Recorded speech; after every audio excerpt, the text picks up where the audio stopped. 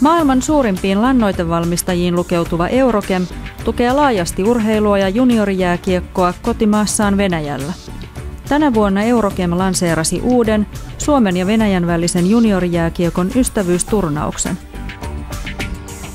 Espoolaisen Plus Matinkylän 10-12-vuotiaat pelaajat saivat syyskuisena viikonloppuna vieraakseen venäläisen Jamburg Kingisepp-joukkueen samanikäisiä pelaajia.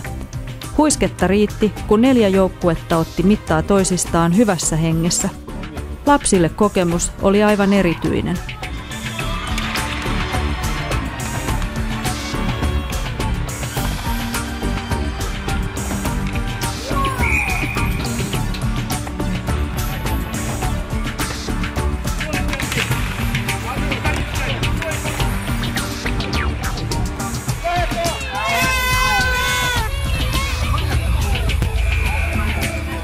Osa venäläisistä juniorikiekkoilijoista oli Suomessa ensimmäistä kertaa ja jääkiekkopelien lomassa vieraat ehtivät myös tutustua Helsingin nähtävyyksiin ja vierailla Linnanmäen huvipuistossa.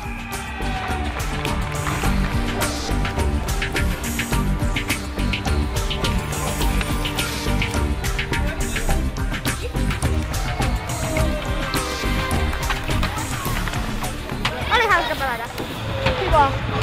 Siistiä pelaa ulkomaalaisia vastaan.